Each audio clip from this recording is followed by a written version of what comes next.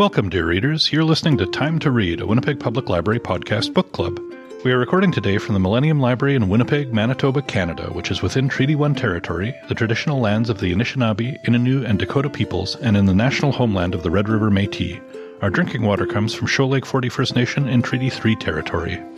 In this episode, we will be discussing Yellowface by R.F. Kwong. I'm Dennis from the Idea Mill, and I just wanted to quickly announce my completely original Instagram account, Dennis Hearts Books. Across the table from me is... I'm Toby. I'm an outreach librarian based out of here at Millennium Library, and I'm happy to be discussing a different RFK today. And across the table from me is... Hi, I'm Trevor, and I've been impersonating a librarian for a number of years at the Louis Riel Library. A good book can carry me away from an ever-urgent ordinary day, yeah. So keep it down, leave me alone, close the doors and turn off the phone, 'cause all I ever really need is a little more time to read. And you, dear readers, we wouldn't do this without you. If you've got comments about what we've read, or maybe some book suggestions, we'd love to hear it. You can find our email address and all our social media outlets by going to wpl-podcast.winnipeg.ca and scrolling to the bottom of the page. Hang around till the end of the episode to enjoy our most outrageous segment, Nerd Words for Word Nerds. Before we proceed further, let's check in with the panel. So how you guys doing?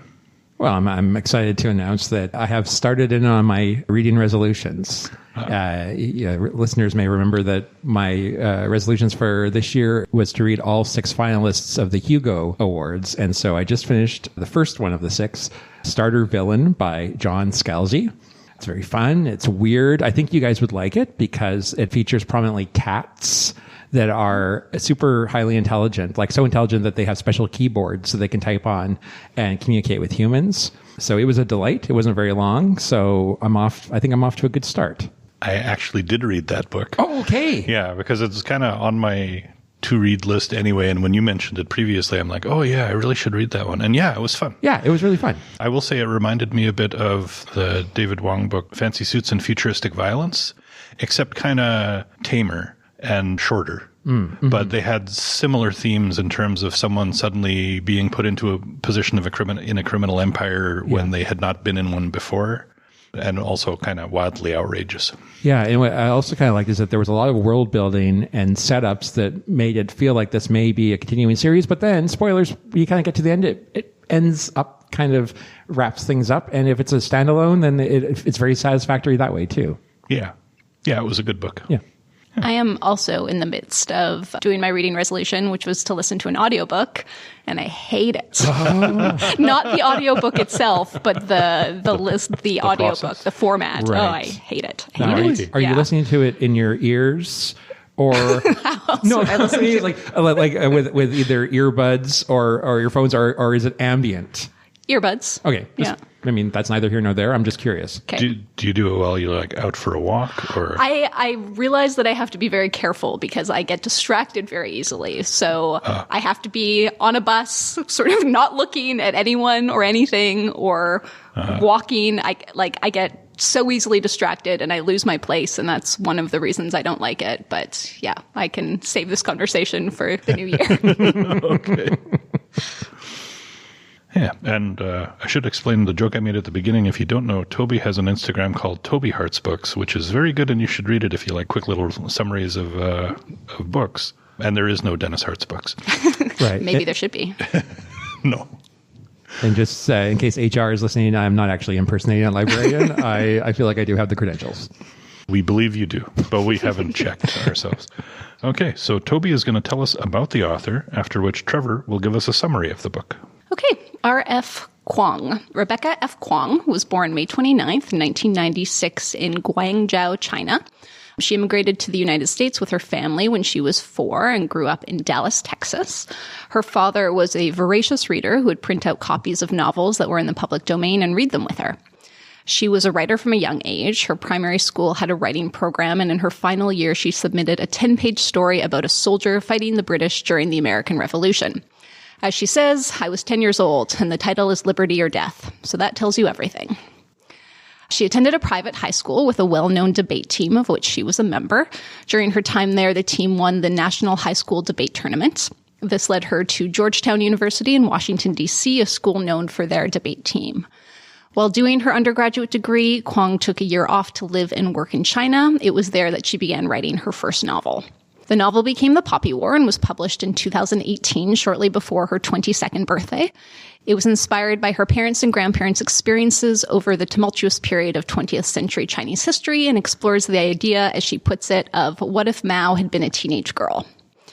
It was nominated for the World Fantasy Award as well as the Locus and Nebula Awards. The Poppy War was the first in a trilogy. The second book, The Dragon Republic, was published in 2019, and the third, The Burning God, in 2020.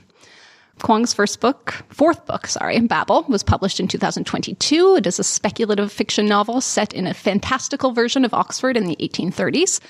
It debuted at the top spot of the New York Times bestseller list and was named one of the best science fiction and fantasy books of the year by Kirkus and the Washington Post. Her fifth book, Yellowface, was published in 2023. It was named Amazon's Best Book of the Year, and Time included it on their list of the 100 must-read books of 2023.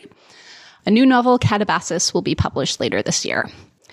Amid writing 6 books in 8 years, she also managed to earn master's degrees from both Cambridge and Oxford, and she is currently pursuing a PhD in East Asian languages and literature from Yale. Yeah, busy lady. Wow, very busy. So, Yellowface, it's a gripping novel that explores the themes of cultural appropriation, identity, and the complexities of the publishing industry. The story follows June Hayward, who's a struggling writer who steals the manuscript of her former classmate and kind of friend, deceased author Athena Liu, who happens to be Asian. June publishes it under her own name, receiving acclaim and success. As she grapples with her newfound fame, she must navigate the moral and ethical consequences of her actions while confronting issues of race, representation, and privilege. The book sheds light on the ways in which the literary world perpetuates systemic inequalities and explores the darker side of ambition. Yellowface challenges readers to reflect on the boundaries of artistic ownership, authenticity, and the ways in which people of privilege often take credit for the work of those they marginalize.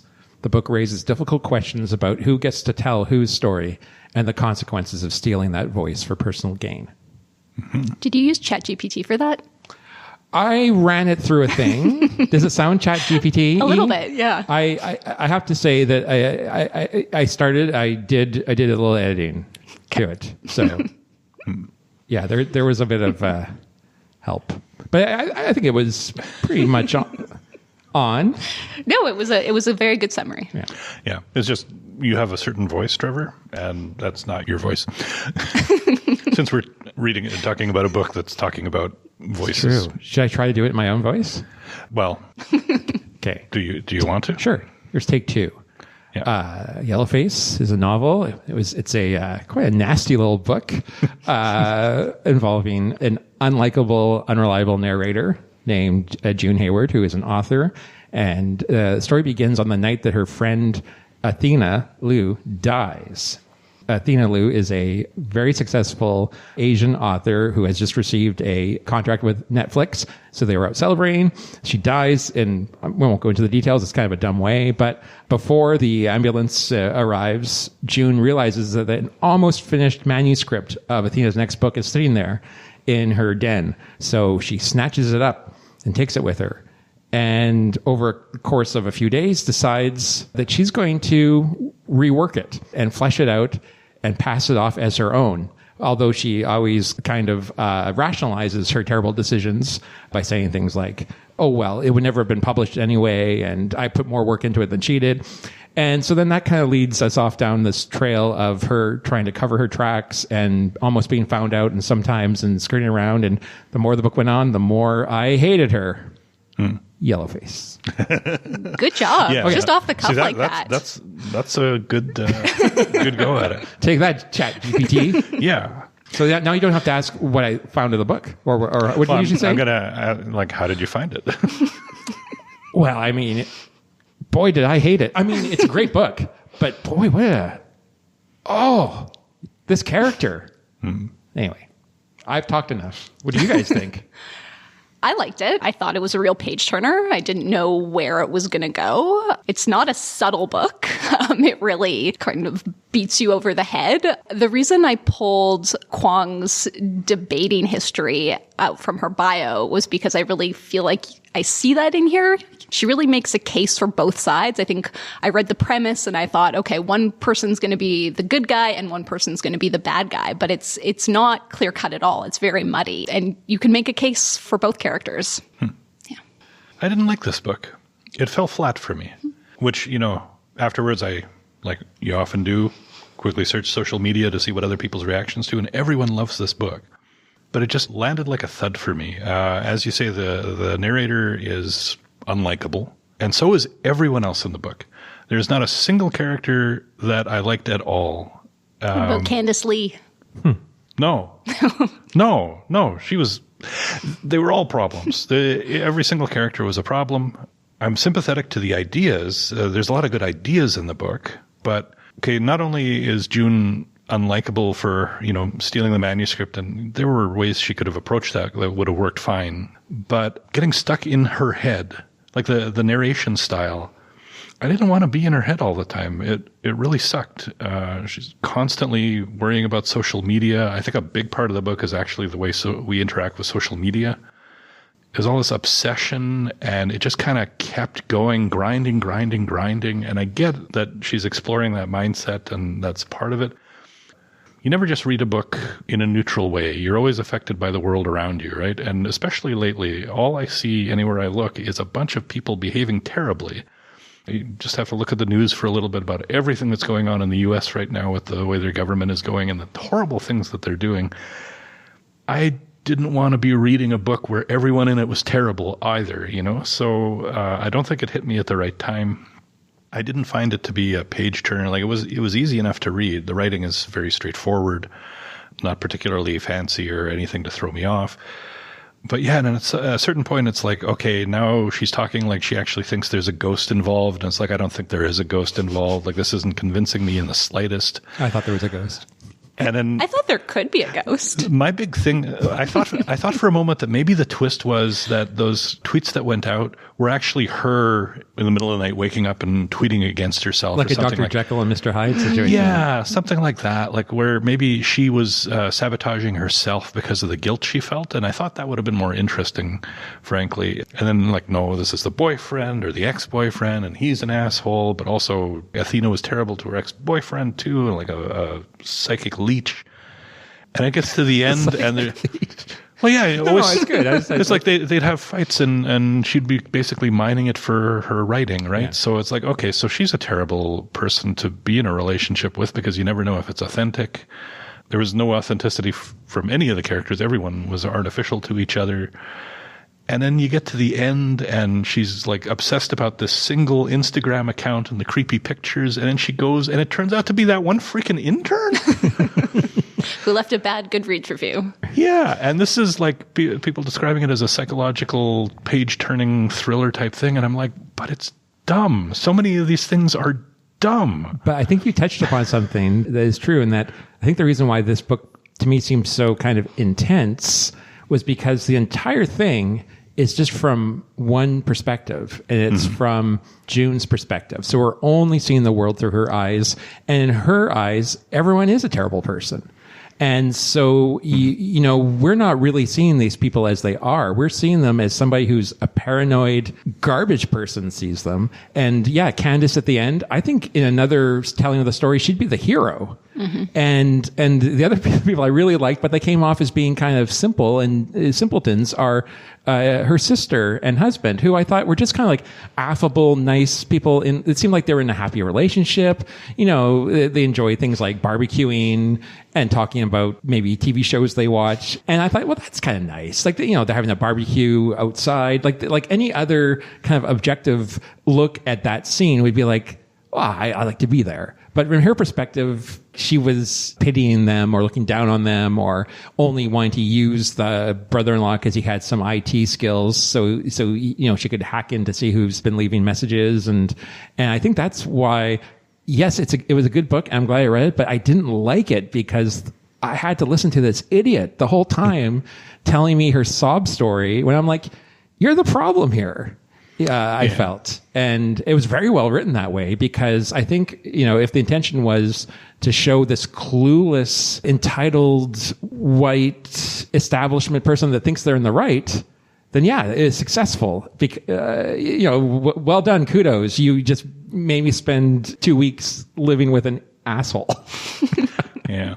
See, that's my problem, though. I see entitled people and hear their justifications all the time. I didn't need that.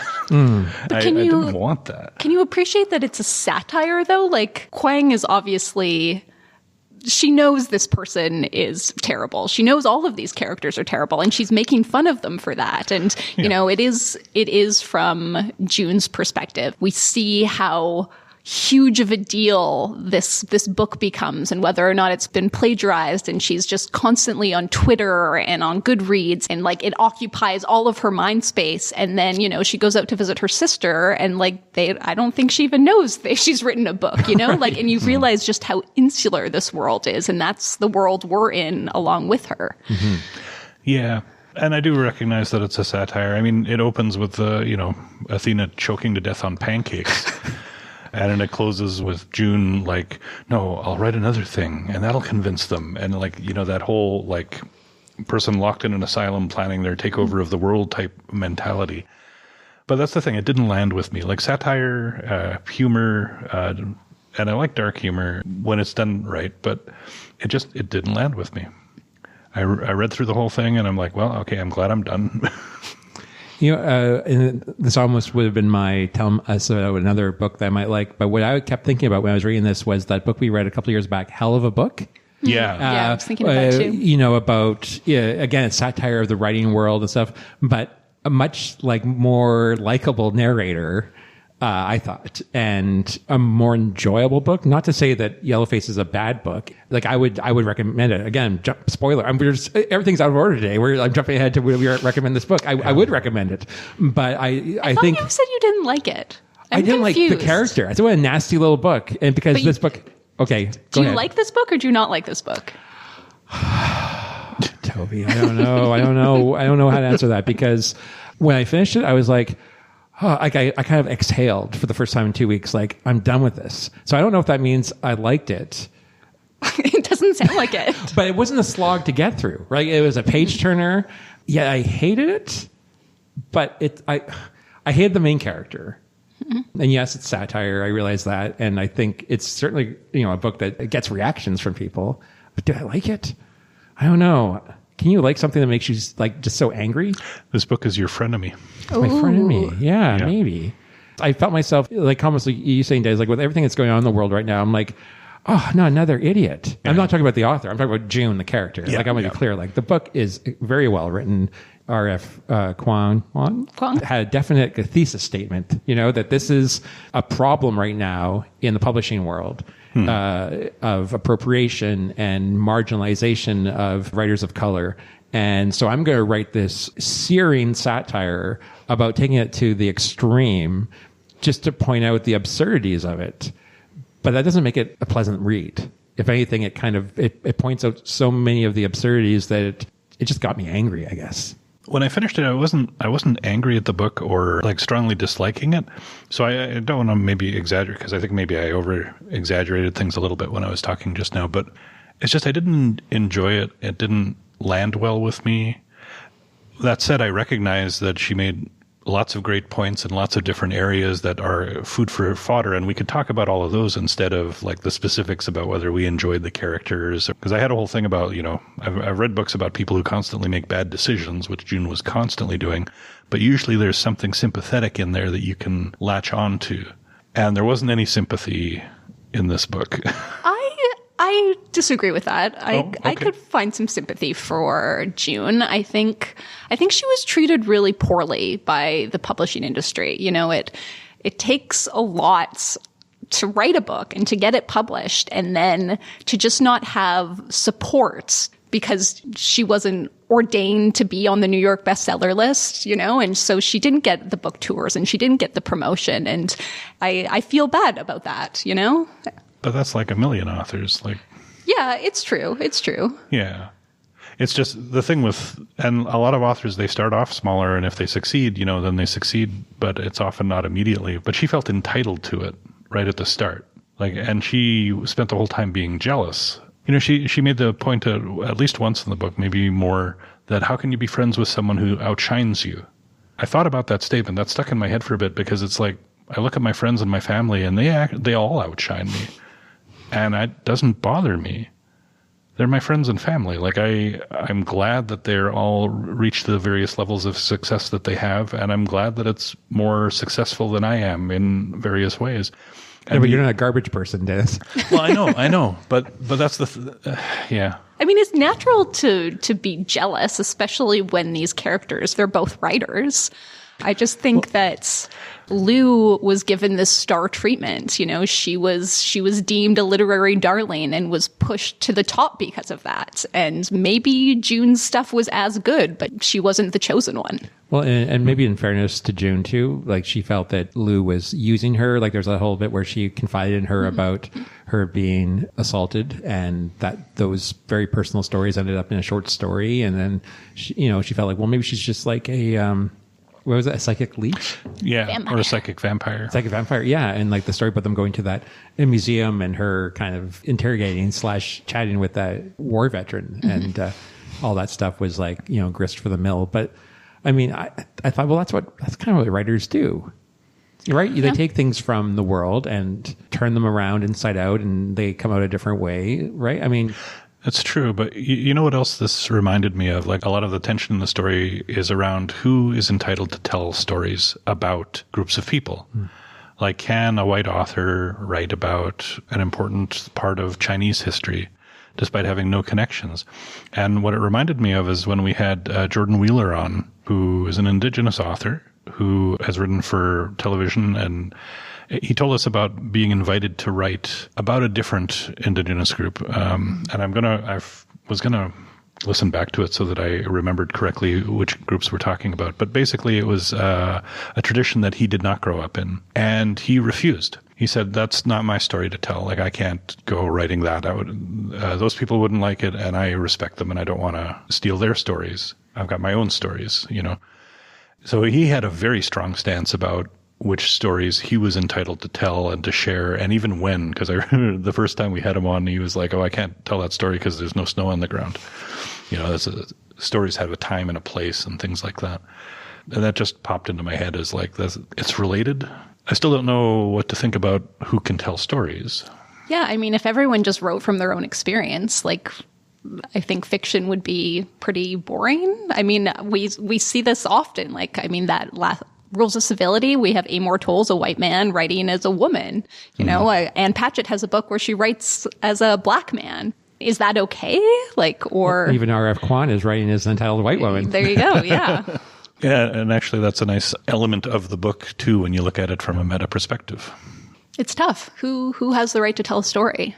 I don't have a good answer for it. No, I don't think anyone does. No, I think it's something that we're struggling with. And I think to credit the author, that's kind of clear in the book. There's so many different perspectives. And of course, a lot of them are described in shrill tweets from people who are very, very particular and think that they have the correct interpretation of it. But in the end, it's it doesn't really say. The author doesn't really land on yes, this is how it should be, or this isn't how it should be. Food for thought. Yeah. What did you guys think of the whole social media aspect of the book? Whole obsessive tweeting, checking for likes. It made me feel anxious. And it's not going to date well. I wonder what this book's going to read in 50 years or 10 years. No, how it reads now. She at one point says now she's the type of person who listens to Kanye. Well, Kanye just went off and called himself a Nazi, proud Nazi multiple times. She wants what Stephen King and Neil Gaiman have. It's okay, well, that doesn't age well now either. And even all the references to Twitter, which is now X. I mean, that's a minor thing, but it kind of took me out a while. This was written in a... And this was just written a couple of years ago. That's true, yeah. So there's the volatility in social media and public opinion, which, again, is something that was part of the story. But it's funny how it plays out that way, that you immediately see all these things that you would have written differently just a little bit later. Or one thing that I did enjoy as a bit of sort of humor is when the narrator actually got her money and she realized, oh, she can afford things now. And what does she splash out on? Health insurance, getting a physical, and some dental work. Very American. Very, very American. I also like the critique of the publishing industry that happens in this book. We have June, who's like obviously the white author who believes that publishing favors people of color and how that very diversity is capitalized upon. But I mean, publishing in general is just not very democratic. You need a certain level of status to even get published. So I thought that was some good food for thought. Right. And I liked how at that one writers conference, she kind of met those two, kind of like the old guard that kind of became her cheering section until they weren't, but like the established, whatever she was, like was a mystery writer or romance. I can't remember what they were, but it was kind of like, and yeah, definitely not diverse. No, I also thought it was insightful. I think it was towards the end there where June was complaining about how Athena had been the golden child and that like you people, talking about Asian people, had it easy because you were the ones that everyone wanted to hear from. And I guess it was, what's her name? The intern. Candace? Yeah, who was saying, are you kidding? They pigeonholed Athena. They forced her into this thing. She wanted to write other things too, and they wouldn't let her. They said, this is your brand. And also it's like, she was the one author, right? If you were another Asian author and you wanted to write for this imprint, they'd be like, we've already got one of you, Right. Like all came out, the publisher, the Daniela Woodhouse, how she was saying, well, we've got a Muslim or, and. Exactly. So it's like, there's always this argument about tokenism. Yeah. Well, tokenism, the whole diversity, equity, inclusion type thing that is all the rage in the culture wars right now. But this kind of highlights, it's like, yeah, there's some benefit for overlooked groups to having this type of consciousness about being open to new voices, but it's also still limited. It's not some sort of golden ticket that just opens up the doors to everyone because you're a minority or because you fit a checklist of things. Only a few people benefit from that, or a relatively small group within the small group benefit from that. And it's meant to kind of assuage the general consciousness. It doesn't do what some people say it does. It's not some sort of a thing where because, I mean, look at the bestseller lists. It's still full of white authors, right? A lot of white men still publishing, making a lot of money writing books. Opening up to new voices does not extinguish the majority voices that have always been there. And the idea that it does is misguided at best. Not that she specifically went into that, but that was kind of where I took that whole thing about how Athena had been pigeonholed and forced into a role, which she was fine with. I mean, Athena dove into it and took it and worked with it, but it's still not I'm sorry, I'm rambling a bit. But it's still not a panacea. I would have liked the book more, I guess, if it was an essay about the points she's making. I would have enjoyed it, I think, more. But also, I'm less likely to read an essay about points, so writing it as a novel does get it in front of more eyes and gets the idea out there. I'm just still surprised that people enjoyed it as much as they did.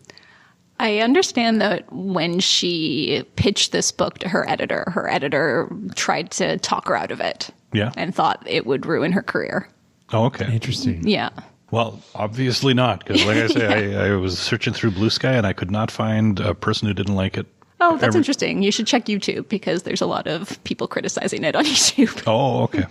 Maybe I was just looking in the wrong place. And I didn't look at the Goodreads reviews, so I have no idea. But, I mean, won tons of awards and very high on people's recommendations list. So the fact that I don't like it doesn't matter in the slightest. I mean, there also might be something to the fact that it's kind of inflammatory and people are drawn to things with lots of drama behind it. Yeah. Could be. Yeah.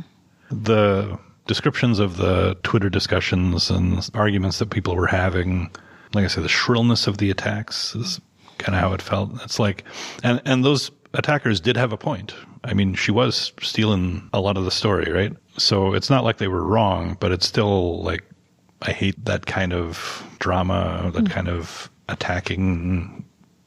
The cancel culture? Well, okay, and cancel culture is a complicated thing. Yeah, very. I think everyone has a right to like boycott things they don't like. like I'm not going to go read any Neil Gaiman novels anytime soon. And you can call that cancel culture if you want, sure. But also, like, I can choose what I want to support and what I don't. So people have that right. That's not the part I'm really concerned about. It's just the everyone yelling all the time kind of thing. I just struggle with that a lot. I hate the feeling that reading those types of discussions gives me.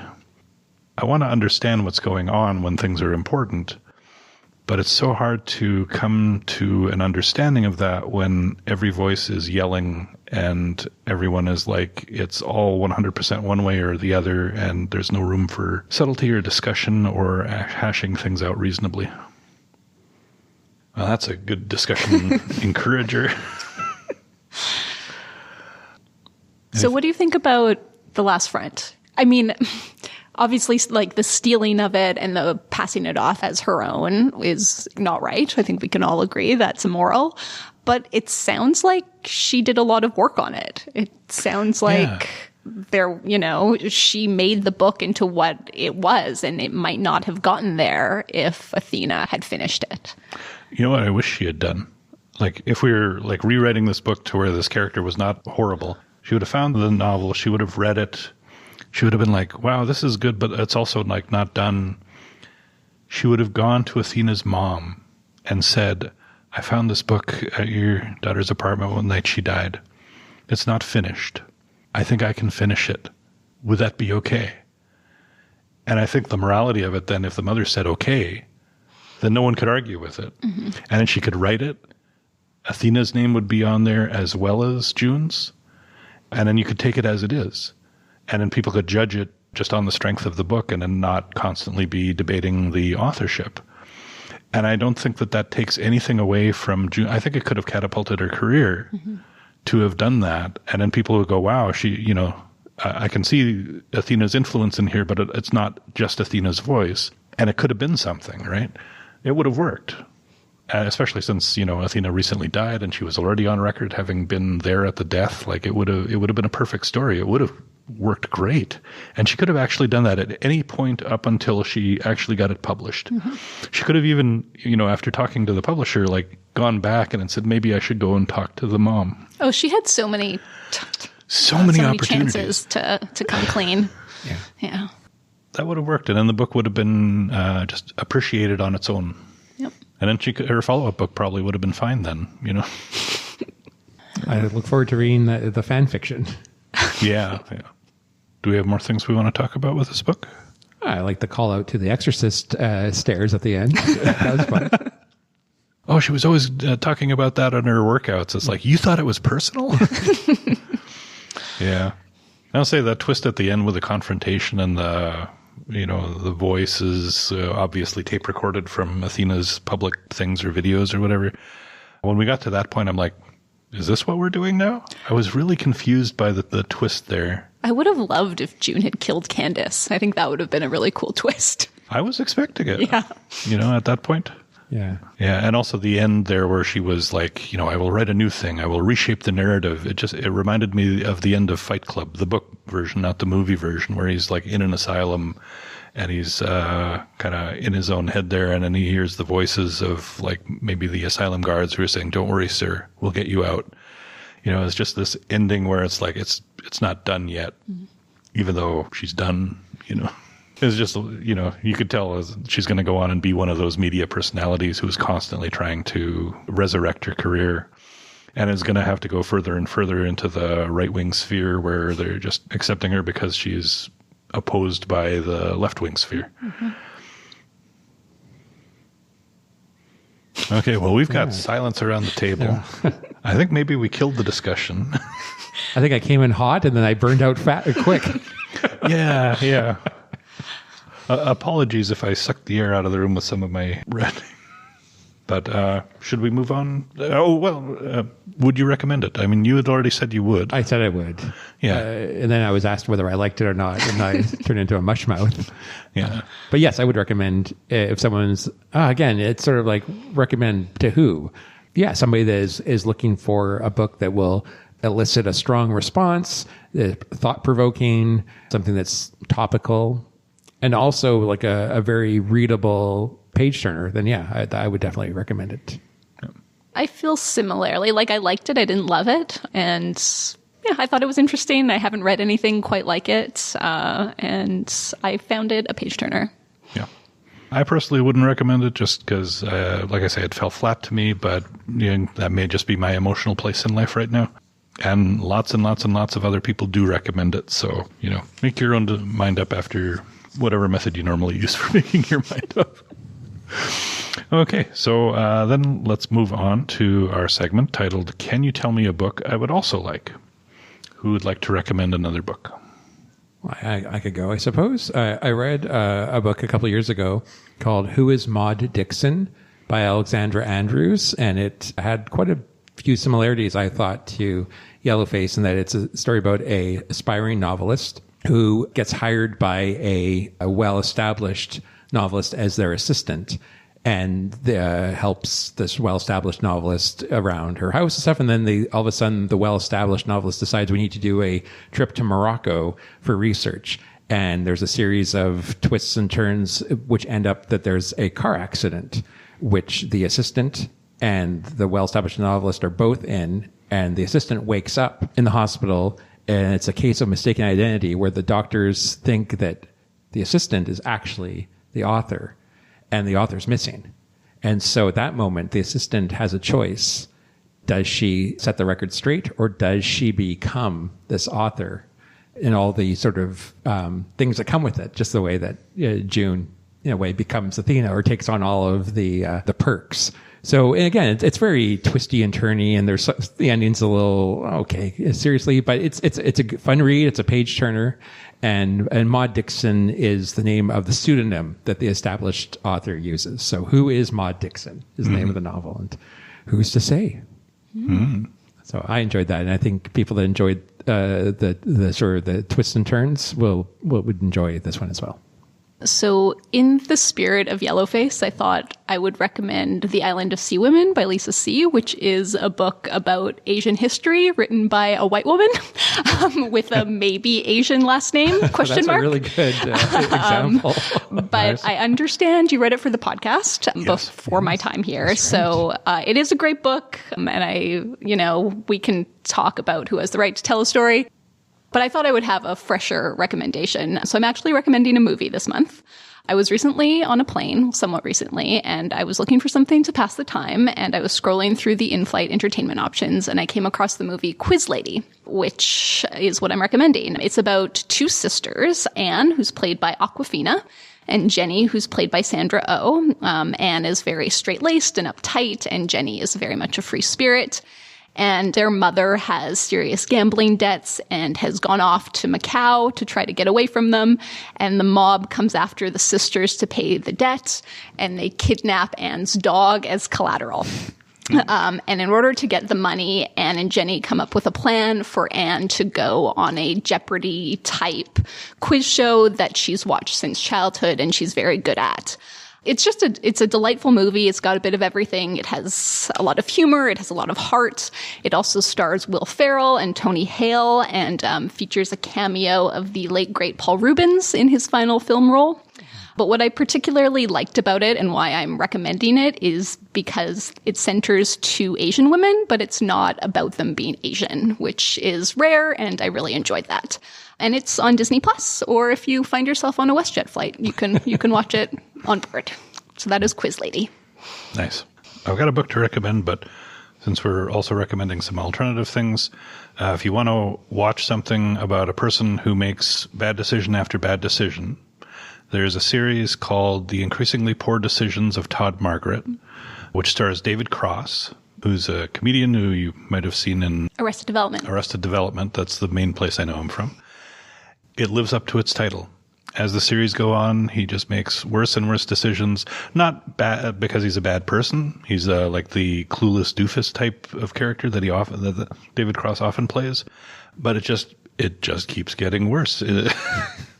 But anyway, my book recommendation is also not one you'd necessarily like if you liked Yellowface, but it's inspired by some of the ideas that the novel brings forward.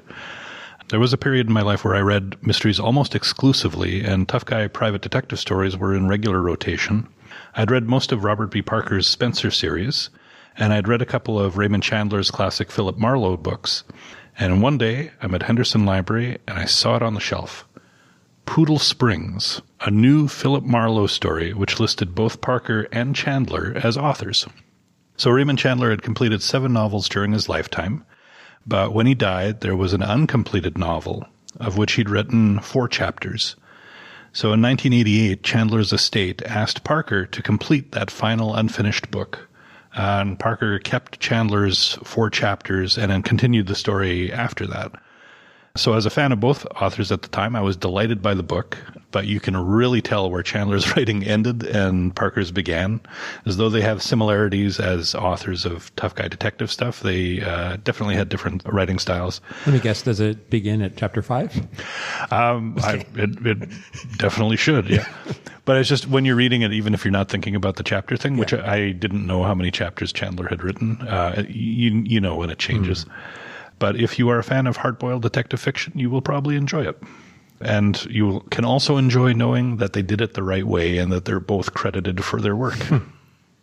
Okay, so now for everyone's favorite segment, Nerd Words for Word Nerds, where we give you the lowdown on some high-interest verbiage. Who would like to share their words? I'm particularly delighted by my word this month. Then it's you. The book obviously deals with a thing that is not purported to be what it is. And that, my friends, is the definition of a sham. My word is sham. And false or misleading, fakery, untrue. The origins of this word are unknown. But interestingly enough, it also has made its way into linens. Because a sham with pillows could be a false front. If you've ever heard of a sham pillow that come in 3 sizes. The standard sham, which is 26 inches by 20. The king sham, 36 inches by 20 inches. And my favorite, the Euro sham, which I think is a great band name. 26 inches. And I just want to say one more thing about sham, is that... Say more about sham. Okay. Is that apparently an amateur sports person who acts like a professional is a shamateur. A shamateur? A shamateur. Apparently. I'm grabbing this right from the dictionary. And also... an amateur sports person? Yeah. So say somebody like who is maybe pretending to be something that they're not. So let's say like a layman who is pretending to be a librarian is a shamister, because I'm an amateur, or the person could be an amateur pretending to be a professional. A shamister. A shamateur. A shamateur. Shamateur. And then I just also want to mention that King James Stewart and also his famous son, Bonnie Prince Charlie, famously pretenders of the throne, were known in a 1760s song as the Shamsters. I don't know. Oh, and also, this is the last one, I promise. In the series of unfortunate events, Lemony Snicket, there's an evil character, Count Olaf, who is always trying to get the Baudelaire orphan's fortune. And in one episode, he is disguised as a captain. And his name is Captain Sham. The only thing I'm disappointed in is that through all of this, we have not once mentioned the sham wow. Or the chamois, where we take the van to be washed. That's right. Yeah. Yeah, I didn't. I feel like my word is a real sham. Yeah. No, that was brilliant. Thank you. I don't, it's a simple word, but it brings me great delight to say it in front of the two of you. Yes. Do you want to say it some more, just for good measure? I mean, I think I've said it enough. Yeah. Who knows? Maybe one day Courtney will turn it into an Instagram post, because sometimes she will take one of our nerd words and transform it into a social media post.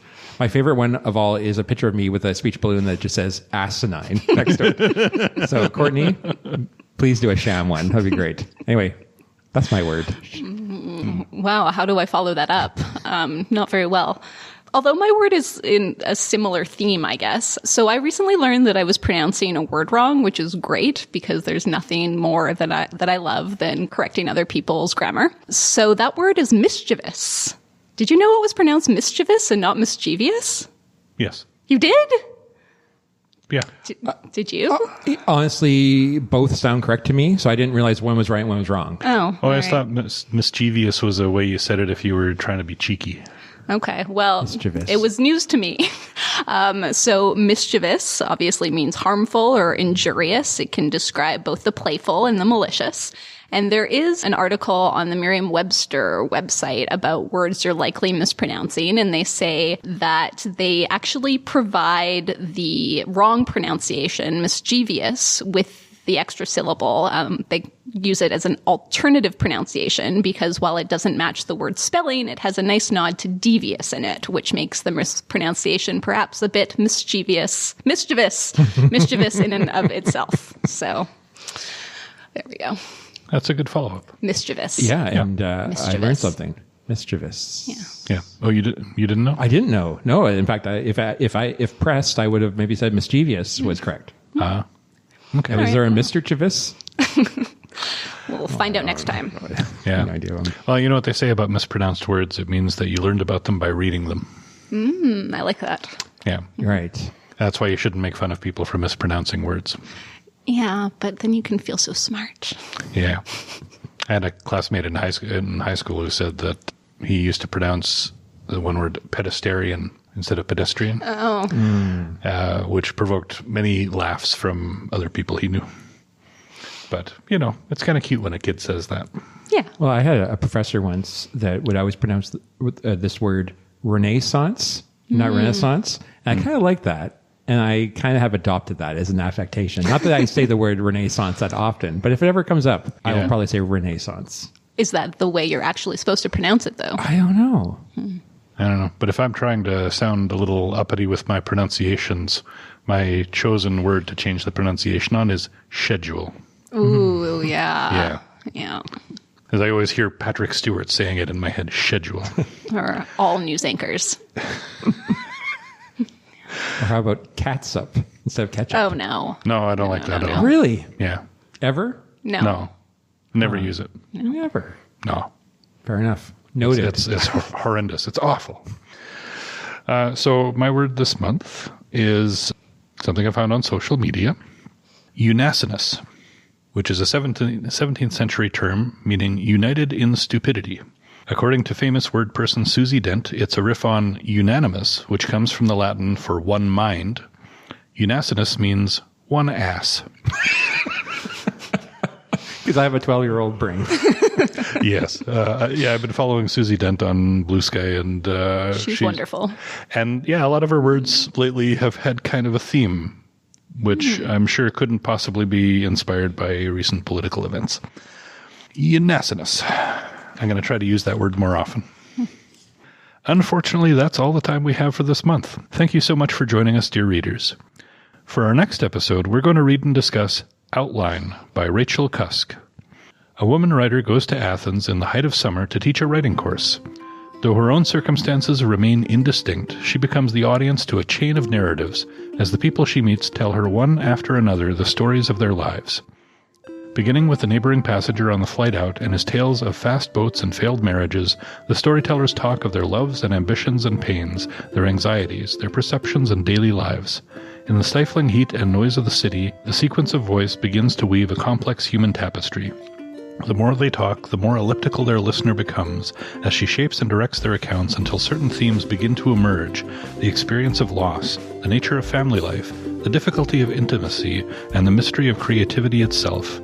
Outline is a novel about writing and talking, about self-effacement and self-expression, about the desire to create and the human art of self-portraiture in which that desire finds its universal form. Have comments or book suggestions for us? Send us an email. You can find all our contact info at the bottom of the page at wpl-podcast.winnipeg.ca. You can also find all our past episodes there too. If you haven't already, subscribe to Time to Read on your favorite podcasting service. Maybe leave us a review. Tell your book-loving friends about us too. And until next time, make sure you find time to read.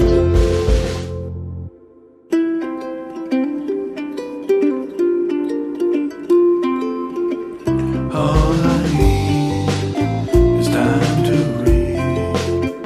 All I need is time to read. All I need is time.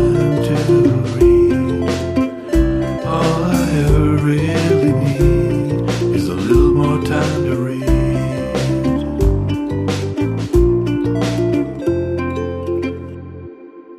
I don't know where I'm going with this, but like, no, we can cut this section out. I don't know. I was about to say something profound. You talked yourself into a corner. I talked myself into a corner. I know the feeling because I was trying to scrape out of the corner I was in just a minute Yeah, no, ago. that's okay. This whole last minute of it, we'll just, I got nothing. I mean, I still agree with what I was trying to say, but there's nothing to back it up.